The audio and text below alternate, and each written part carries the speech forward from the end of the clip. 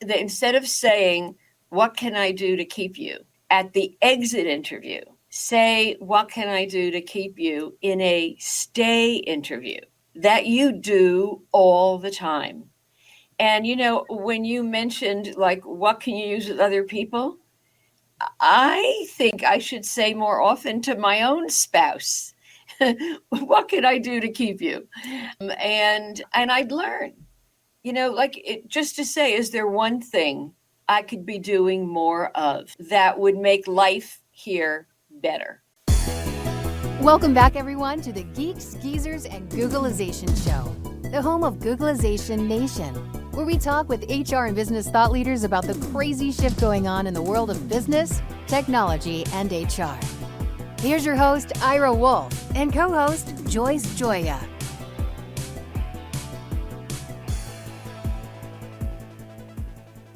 Hey, welcome back, everyone, to another Geeks, Geezers, and Googleization. Welcome. Thank you for being part of Googleization Nation. If you're not part of it yet, officially part of it, please go to googleizationnation.com.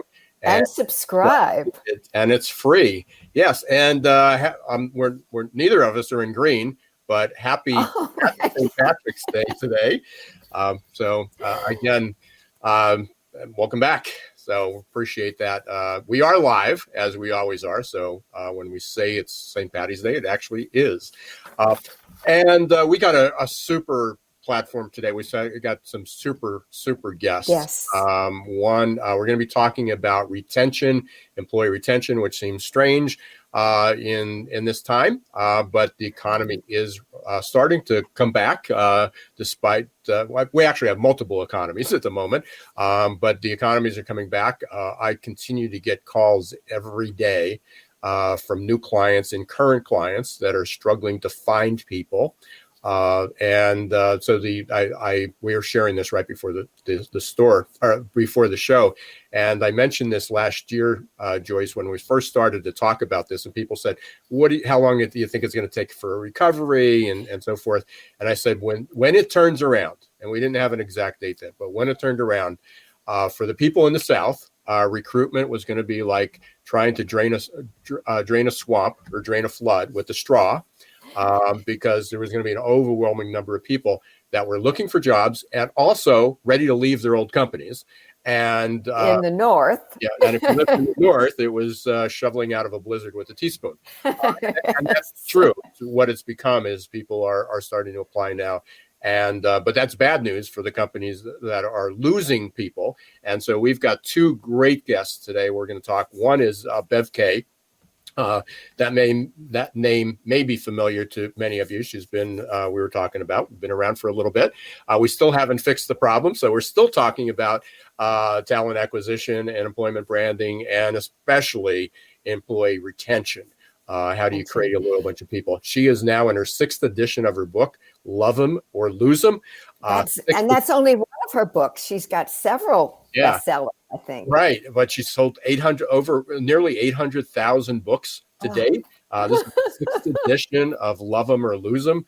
And there's a whole section, and we're excited to talk to her about this, focused on, each section is actually focused on diversity and inclusion. There's questions and how did this apply? Right. So incredibly appropriate, which also fits. I did my keynote yesterday for HR Now, HR Daily Advisor. They're having a summit, and that went really well. We talked about the HR tech stack, and for anybody who knows me, what my opinion of that is, it's like a Jenga tower ready to be tipped over. So we talked about how we can apply that to the new. And part of that was talking about how do you create an adaptable organization.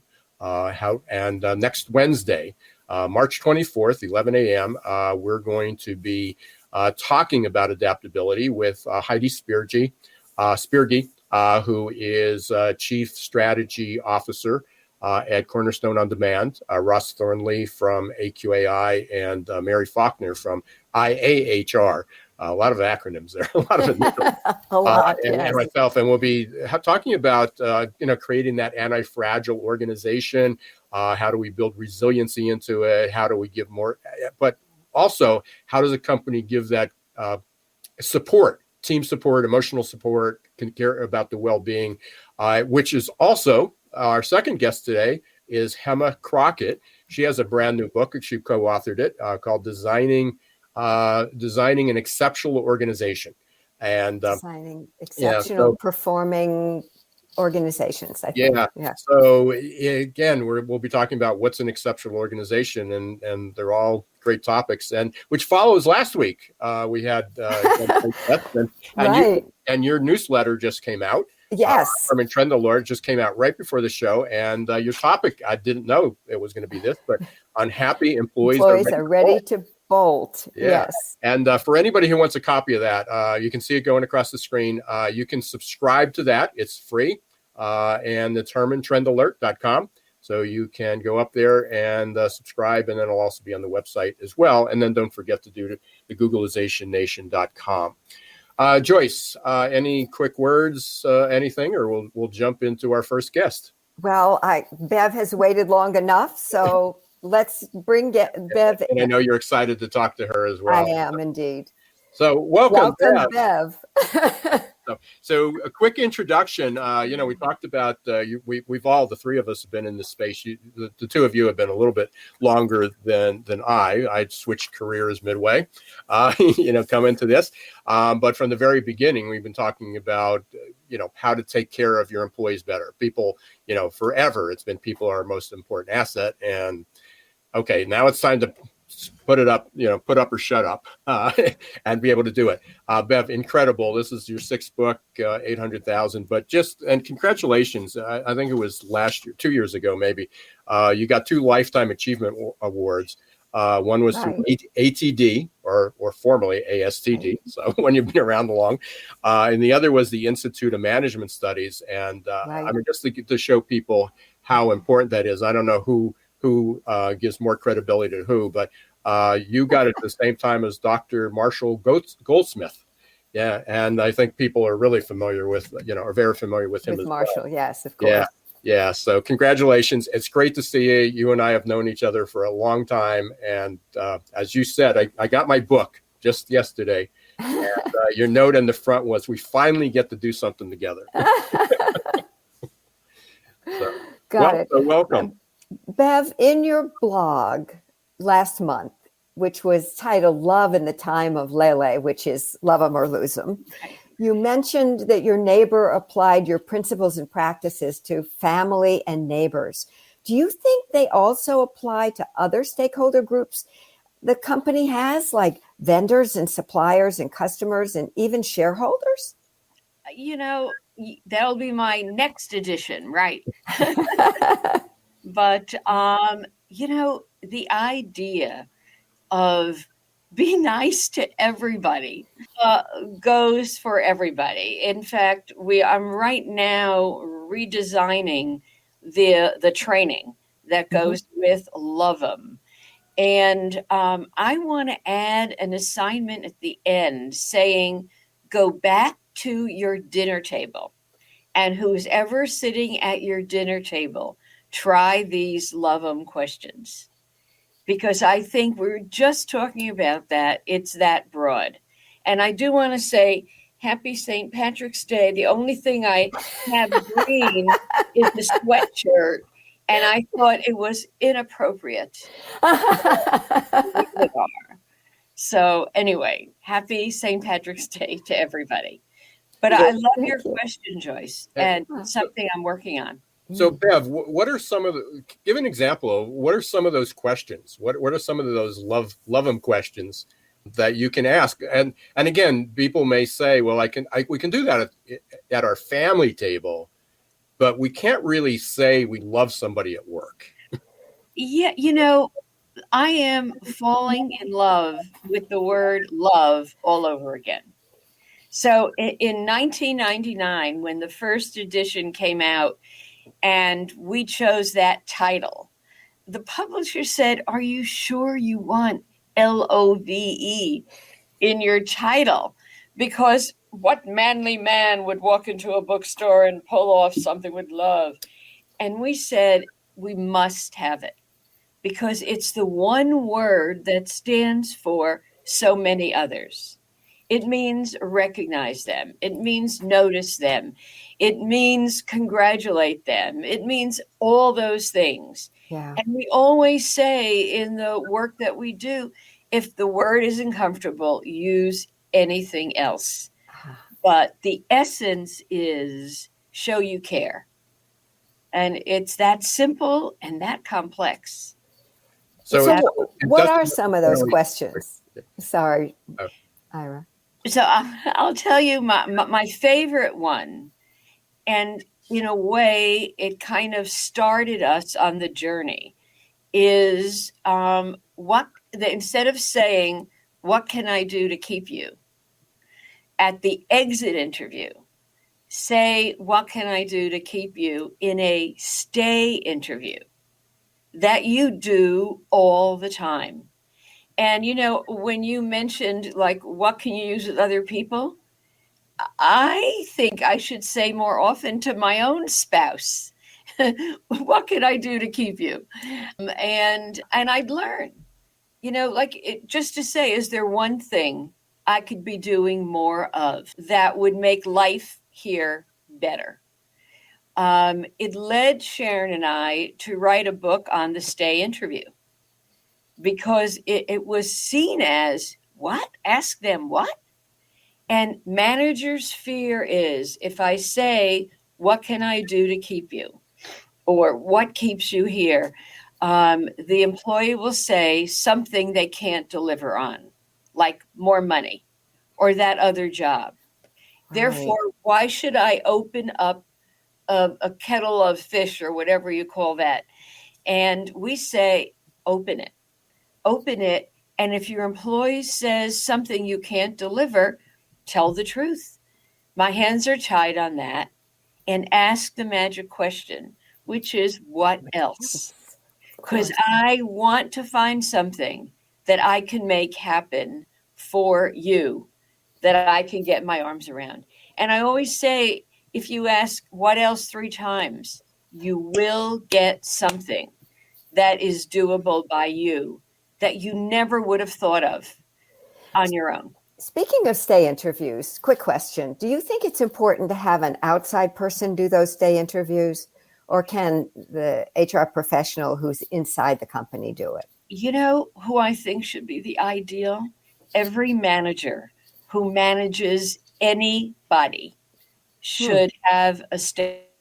Bev froze up there for a second. So, yeah, I mean, one of the things we were talking about there you are. You froze up a little bit, Bev. Oh, So we missed the last part of your answer. Oh, I said the stay interview should be done by anyone who manages anyone. Right. And HR could lead the charge. HR could demo it. HR could train it. And we have the training.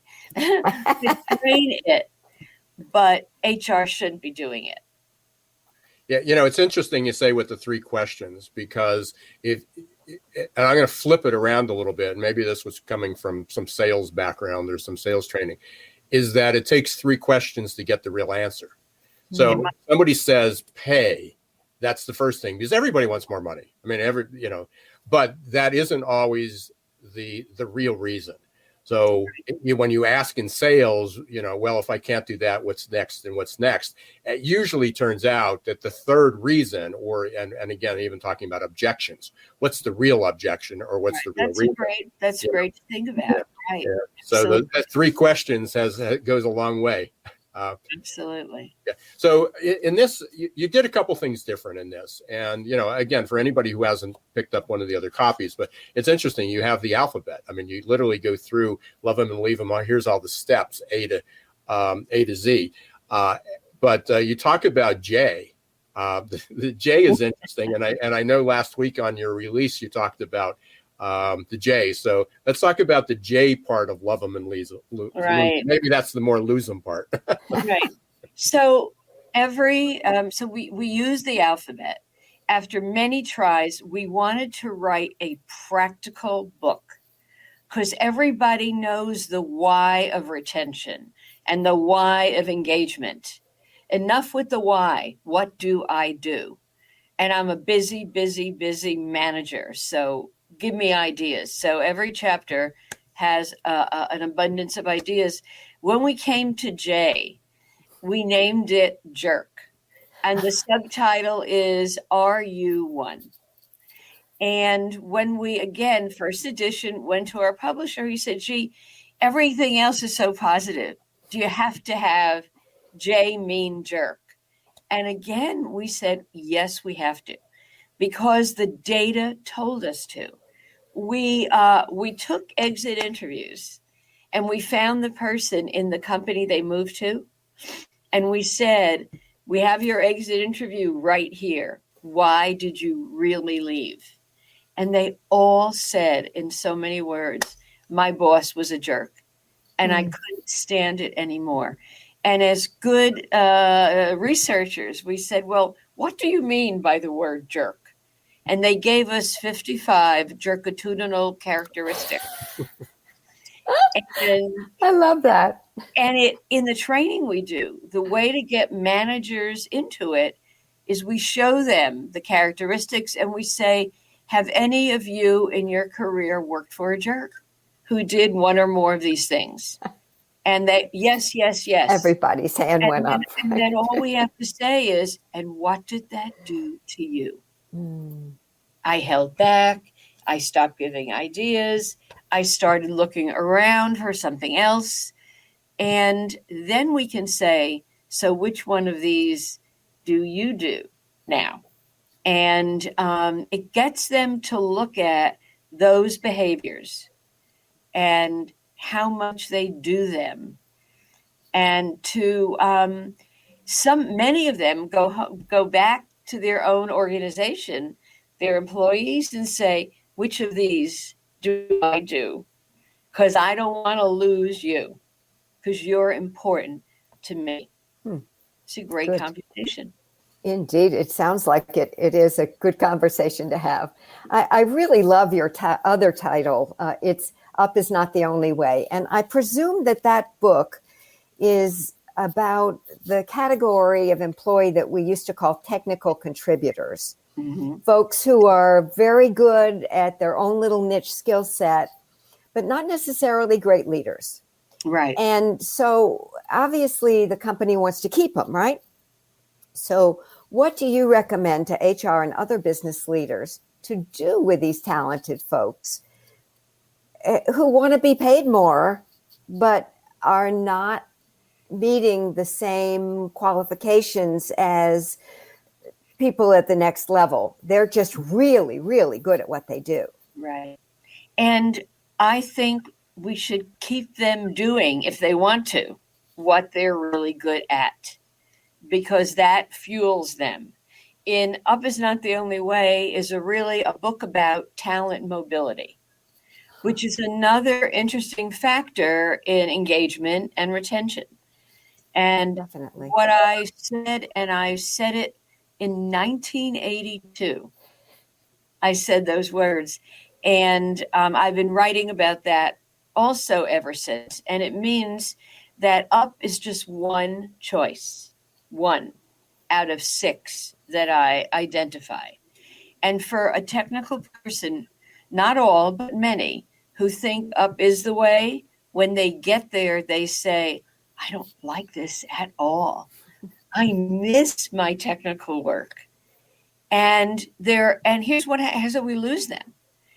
They'd rather leave than admit to their boss that I don't want to go back to exactly what I did, but I certainly want to go back to the hands-on number part of what I did. And many of them leave rather than say that. You know, Bev, I wonder, and again, this fits right into our next guest, so thanks you for the segue when we come back. With Hema, her company is called Gig Talent, and I can't help but think that on a gig environment, hiring gig workers who maybe have left companies, but they have a niche, they have a talent that maybe we're at that tipping point now, where that technical contributor, where the only way for them to improve their lot within an organization to get more money was to accept the title, to become a manager, to move up. and then Right. out of what they love doing. And now with more of a gig economy, maybe that's going to be more tolerated. Again, all these things are converging and going on at the same time. So I'm just wondering if that's going to happen. So. Right. Well, I believe it is. I believe it is in many companies. In my Up Is Not book, I talk about it. I call it an exploratory move. It's like, I'm checking this out. I'm checking out this gig. Is it a good fit? Would I want to do it more? But I have the option of going back to where I was. And I think the gig economy will really help people test the waters. The other thing that you added to this book, and I think it's incredibly important, and I know you said your publisher sort of forced your hand on this, was the diversity inclusion. And not forcing your hand, you didn't want to do it, but it was just that important that it should be included. Right. And it just came off multiple conversations about pay inequities, gender inequities, and so forth. So I can't imagine how many people of color and women over the years that companies have lost because of, not showing the love, not giving fair and equitable rewards and recognition. So right. tell us a little bit about, what that process was like and what's in the book to help address that. Right. Well, it was an interesting journey for my co-author and myself, because we said to the publisher, well, we have it all, and it's in the D chapter, and D stands for dignity, and the subtitle is Show Respect. And he said, I think it's in every chapter. I think it needs to go not just there, but everywhere. And as we started to look at each chapter with inclusion lens, and I like the word belonging lens, then everything related to inclusion. I'm sorry. No, I'm getting too excited here. So, no, you're absolutely right. And again, some of the, again, this year has been really rewarding. I mean, one is not it's certainly tragic, but I've gotten to speak and learn about people and have conversations that I probably would have never had, because everybody would have been on that rat race and that roller coaster. We're all on a roller coaster, but people just wouldn't have been available. But I've met a couple people, and it really opened the doors to, what belonging looked like. So going back to people of color, women, everybody says, listen, we're doing our best. We meet our diversity numbers, look at our percentages, and everybody gets an equal opportunity to grow. And then you found out that white men were giving an opportunity by a manager after maybe 12 months of being in place. Hey, you're doing a great job. Would you like to participate in this training? Or I come to you and say, I'd like to get this training. And they go, sure, I just sign off. And then there's a woman of color or a man of color that comes, and they say, well, it's not in the budget this time. Or, we want to, why don't you work on it for another 6 months? And then the next round you'd be good suited to. So what they found is white men were entered in these programs in less than a year, and people of color, it took 3 to 4 years. Well, during that interim, people said, I don't have a chance, or I'm going to leave. Or they got through the training and then realized the chance of getting them actually applying what they learned and being promoted was going to be another 3 or 4 years. So they left. Mm-hmm. So it's why the idea of up is not the only way is so important, and it is in the Love 'Em book. But I'll tell you what we learned about belonging, inclusion. We went to all our friends who were diversity, inclusion thought leaders, and we showed them the 26 chapters, and we said, pick 5. And you cannot pick the D for dignity, because you all would go there. Pick 5 that are most essential to building an inclusive work environment. And thinking we'd have a great new theory, because they'd all pick the same 5. To our dismay, they picked different ones. And that's what the aha was. Depending on your lens, It's what you believe belonging means to you, inclusion means to you. So we were then very able to put that into each chapter, like the A, B, C, D, E, F, G chapters, goals. Well, goals talks to up is not the only way. The H chapter, right up your alley, Ira, in your recruiting, attention to recruiting. When I hire, am I asking the right questions? Am I bringing someone in to work for the right manager? You know, do I, as the recruiter, coach the hiring manager in what I think this person really wants? So it is a success, etc. I love that. I really do. I think that's a great idea. I have long advocated that that would be a good thing to do. I have one last question for you. What do HR professionals need to know to succeed post COVID-19? You know, they need, number one, I think, to have a welcome back party. Whether, and I'm just making this, whether you're going to stay remote or not. I think there needs to be how are you doing? We passed one phase, we're on the way to another. I don't know what the future holds, but boy, I don't want to lose you. So let me know what's important to you, because as we go through this next pendulum swing, I need everybody on my team.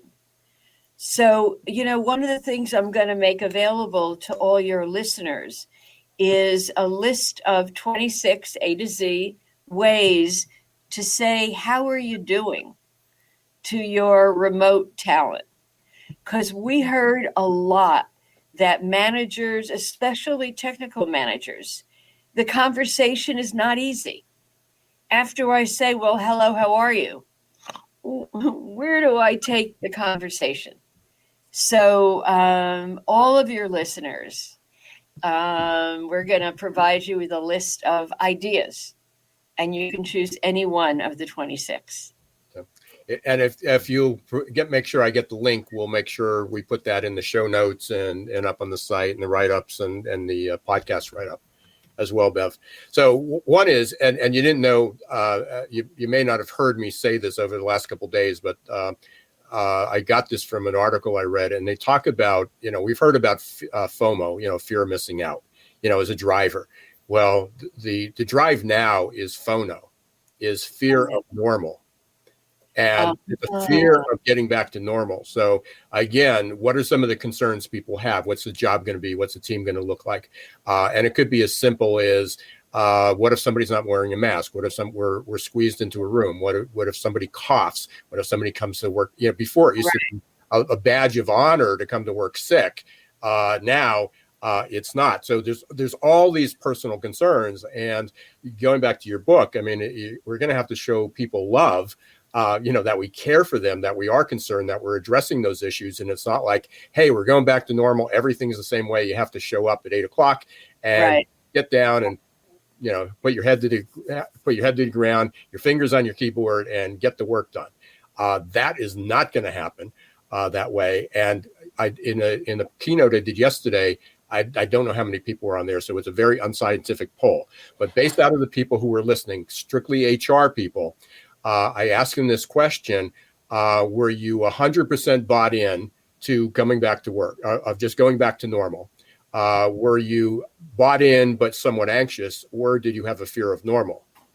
It was 50-50. It was actually 47-53. So 47% said, yeah, we're completely bought in. Like 48% or so, I don't remember the exact numbers, basically had said that they had some anxiety, so which needs to be addressed because they were probably faking it out. But there was like 12% that said they had a fear of normal. So, but the reality is that there's at least some level of anxiety of coming back. Yeah, everybody wants to go back to normal, but then there's a fear of going back to normal. Right. and that needs to be addressed. So, right. And I think the great question for a manager to ask every single individual is, what's your greatest fear as we go back? We'll never go back to normal, but go back to the new normal. What are you most not want to give up about this period of time? And write that down or hold it in your head and see if you can make that work for that individual. Yeah. And the other thing is, we talk about the managers. The managers need this too. The managers need love, because they're trying to manage this distributed hybrid workforce. They've got all these personal issues of every employee to deal with. They're in a whole new ballgame, and a lot of managers weren't very good before this happened.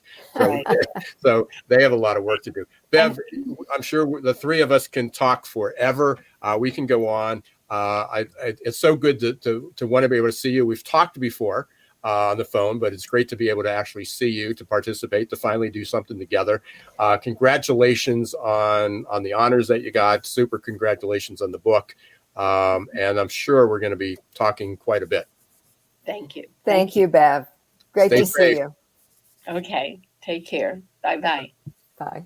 Joyce, wow. Very fast paced. Yeah, right up our alley. And there are so many coincidental things, including your newsletter that fit in there, and then our next guest, which is Hema Crockett, we'll be bringing her on, and then we're having the adaptability summit next week. So a lot of things. So we're going to take a really, really quick break. You're listening to Geeks Geezers Googlization. Thanks for being part of Googlization Nation, and thank you for our sponsors, Ngomu and Success Performance Solutions. So you can hear from them really quickly, and we will be right back, and Hema Crockett will be joining us. Imagine growing great employees and advancing emerging leaders with one small monthly investment. With the Ngomu app, you can support your employees in career and personal development and health and wellness without spending a lot of effort to schedule and hold numerous training sessions. With the efficient app, your employees will have access to dozens of coaches in groups and one-on-ones for whatever topic they need or want to work on anytime, anywhere. Picture the positive impact on your team by having access to over 80 coaches. Learn more at ngomu.com today. For many people, the bridge to the new normal is too far, too difficult, too scary. Waiting to get back to normal becomes a way of life, filled with fear and despair. But wait. Why are those people who dare to travel to the new normal celebrating? Opportunity and growth? How can you get a piece of the action? The bridge between the past and the future, the status quo and the new normal, is adaptability. You have a choice. Which side of the future do you want to land on? Will it be coping and surviving or growing and thriving? Adaptability quotient is the new competitive edge.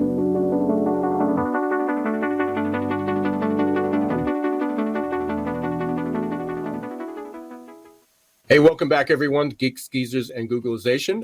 If you're just joining us, you missed a great session. You'll be able to watch the replay up on YouTube, Facebook, and by tomorrow on any available podcast that you can get. We were talking with Bev Kaye, who was the author of Love 'Em or Lose 'Em. Right. And that will be again, she sold 800,000 books. So I'm sure that'll be that's a big, huge number for anybody.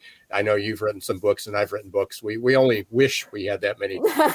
For sure. A fraction of that many sales. So it's quite challenging. The one thing I want to say about the Adaptability Summit that we're having next week, initially I told everybody we're going to limit the seats. And we were limited to 100. We just opened it up again. We're actually through the 100. So we just expanded the number of seating. So there's no, at this point, at least there's no restriction. But it is filling up. And please go up to sign up for Adaptability Summit. You can go to the website, successperformancesolutions.com, or you can follow the bit.ly quote at the bottom, but it's right at the top of successperformancesolutions.com.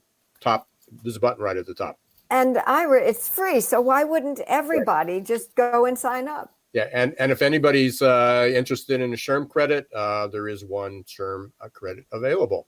And now we're going to continue this conversation. I want to bring on Hema Crockett. Just met her.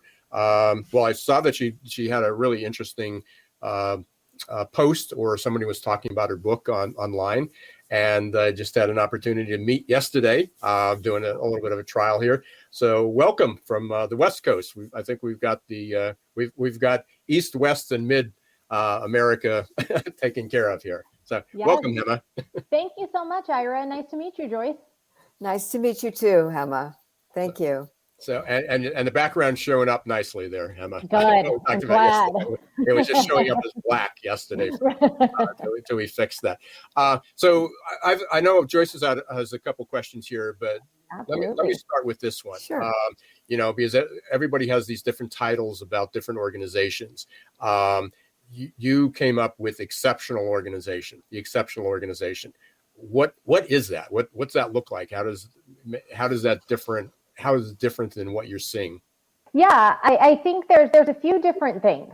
One, we really talk about leadership. An exceptional organization has self-aware leaders. These are leaders who are walking the talk. They are leaders who are aligned with the organization's values. They are leaders who lead with empathy. Ask their employees, to the conversation you were just having with Bev, ask your employees how they're doing, how they're feeling, check in with employees. It's also an organization where employees are engaged. They're bringing their discretionary effort to work each day because they know their leaders are good people. And there's always a secret sauce, right? Every organization is going to have that really unique one or two features that sets them apart from others. And that's what we talk about in this book as well. It's not losing what makes you special. It's bringing that out and taking it to the next level. Hema, you're the co-founder of what you call of Gig Talent, which you call a modern talent agency. You're not talking about stage performers. You're talking about corporate performers, right? Exactly. Yeah. And we're also talking about independent consultants. So while we use the term talent agency, it's really just a way to describe how we're helping independent consultants do the work they love. And Ira, I loved your question on the last segment regarding the gig economy and what we're going to start seeing more of. And the truth is the statistics are really showing, 50% of the workforce will be in the gig economy by 2025. That's a real number. Yeah, in a book ago, when my late partner and I talked about the future corporation of the future, we talked about exactly what you're talking about. Yeah. So you talk in your book, you say that a top performing organizational culture doesn't just happen, it's intentionally created. So for early stage companies, how do they intentionally create a high performing culture, a top performing culture? Yeah, I think the key word there is just to be intentional, right? Whether you are a startup or whether you've been in business for a number of years, we manage our financials, we manage the strategy. But how many times do we hear about organizations going back to really think about their culture? Does it align with that new strategy? What's working, what's not? Every new hire that comes in brings something to that culture. And so as a startup, the best thing to do is really get intentional about what does it mean to work here? What does that look like? What does high performing mean to us? And it's really based on your stage as well, right? Innovation and the ability to wear multiple hats may be extremely important in those early stages. And as time goes on, maybe that shifts. Right. And many companies already have established cultures, right? Yeah. And those cultures are often like ingrained. So what do you suggest for them? Where do they even start to try to create this high-performing culture? Absolutely. That's a great question, and one that's always hard to tackle when you're inside of a company because you're in it day to day, right? And so what I would say is the first thing is really to take a step back and take an inventory of what your culture is today. How do you reward people? How do people show up to work every day? Are your core values aligned with how you're behaving? So do your actions and your words align? Things like decision making. How do you make decisions in the organization? And so really take an inventory of all of these things and decide, is this where we want to be today? The one thing that organizations, I think, sometimes can have difficulty with, which is what we cover in the book as well, is how do you then pull that thread through all facets of the organization, right? Culture isn't ping pong tables and beer kegs and, happy hour Fridays or things like that. It is really how you treat people, how you reward them for what they do, how you engage them. And so what we would say is, if you have a culture that is very much ingrained, where you start is taking that inventory and where you end is pulling that all the way through the entire employee life cycle, from before somebody enters your office for the very first interview to how you offboard, that all is part of your culture. This is so interesting because right before this, I was on a panel with a colleague and friend of mine, Ben Eubanks, for HR. It was HR Now Summit. And we were talking about fairness. And there was a question similar to that of how do we change? How do we know? And it was about, we ended up in a discussion about fairness, especially in diversity and inclusion and equity. And with that, somebody basically said, well, where do we start? How do we become more aware of maybe those microaggressions that we might say? And a simple exercise is go to your job description.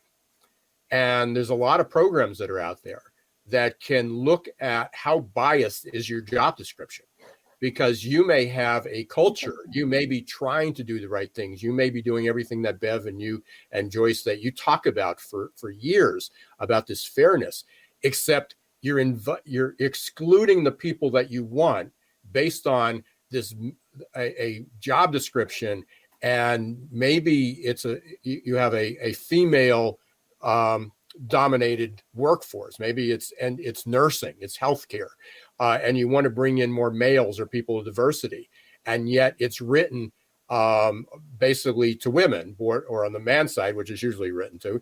You talk about we're looking for a competitive, strong, competitive, driven, ambitious people. If a woman says that I'm strong, driven, competitive, and ambitious, she doesn't get the job.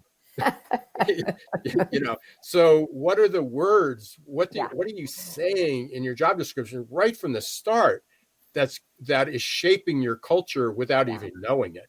So it's a really easy place to go, and it may not be the root cause, and it may not turn around the ship that you're trying to do.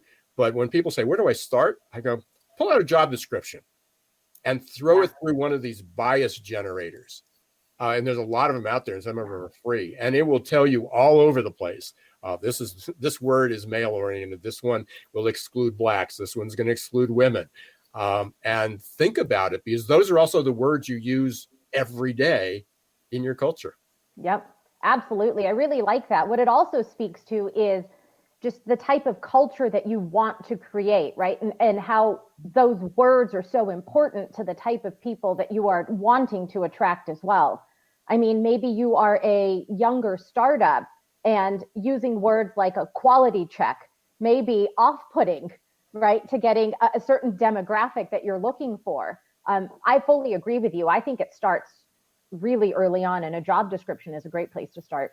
So, Hema, one of the things you said in your talking points was that COVID-19, the pandemic has reset organizational culture. Yeah. And what do you mean by that? I want to know. So as we look at this past year, right, as individuals, we've really taken an inventory of what's meaningful to us, what we want to keep in our lives, and maybe things that we don't need, right? It's kind of, we've gone back to basics. We really miss contact with other people. We miss those relationships. We miss seeing each other face to face. And organizational culture works really the same way, right? So what the pandemic has really shown is, from a cultural perspective, it's about going back to basics. It's about relating to one another, about establishing those relationships, which is really where we build trust and how we get to business results that we're looking for. It's also about defining what's important to us at the end of the day in our culture. It's not that office space as we've seen. there's pieces of that office space, but that comes from a collaboration perspective or an interaction perspective. That doesn't come from the cool windows or the artwork on the wall or things like that, right? So I think what it's allowed us to do is really press pause. And now we're at that place where we can finally move forward and be intentional about what we create for that next normal, not only as an individual, but as teams and organizations as well. Yeah, I mean, that's so critical. And I know there were two things I wanted to follow up with that. It was one, as you said, about the new normal. One is there's going to be waves of new normals. Yeah. And I think the fact that people are thinking that it's going to go back to the one way that it was, it's going to be different depending on your business, your industry, your geography, and every person's going to experience it differently. Because it was interesting yesterday on the call I was on the keynote I was on, the person who was running it, when I brought up this phono, this fear of normal, he says, "That's it." He said, "I'm an introvert." He said, "I'm an introvert." And he said, I always had to make a conscious effort to go out and socialize, to be with people. And he says, I finally got comfortable with it, going to these conferences and things. And I learned how to manage it. And he says, but I've been away from it for a year. And he said, I don't know if I want to go back to that. Yeah. He says, I'm pretty fearful. He said, I made it. I sort of learned a new skill to be able to go to do that. But I realized how uncomfortable I was. And I still want to keep my job, but and it's going to be, bottom line is there's going to be people with all those issues coming back. And it's a huge opportunity for companies to address, to go back to what you and Bev are saying, is how can just ask the question, what are you worried about? What are you concerned with? What did you find out during the last year that you like? So powerful. There's so much more in your book, Hema. I encourage people to go. They can get it on Amazon. It's available on Amazon and anywhere books are sold as well.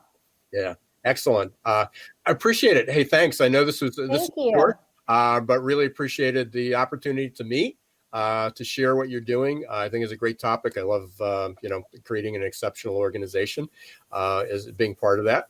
And thank you. Hopefully you'll come back again. Absolutely. Thank you both. I enjoyed the conversation. Thank you, Hema. This was great. Take care. Thank you. Stay safe. Bye. You too. Joyce, we've been through another 48 minutes here. So it just flies by. Doesn't it? The last few weeks, the guests I really like, we're bringing in two different people and the synergy between the people that we're bringing in. I wish I could say it was planned, but it's like, no, this is an interesting person, but it's just showing that it's seamless. There's so many moving parts and very supportive, but everybody has a little different twist on it. Again, this is the last week that we'll be announcing this. Hopefully there'll be another one, but the Adaptability Mini Summit next week. March 24th will be on basically 2 hours before the show, but 11 a.m. Eastern time, and our show comes on at 1 p.m., but 11 a.m. Eastern time, and we're going to be talking about many of the similar things doing this, but particularly we're going to be talking about adaptability. How do we get people to become more comfortable with this new normal? How do we get them?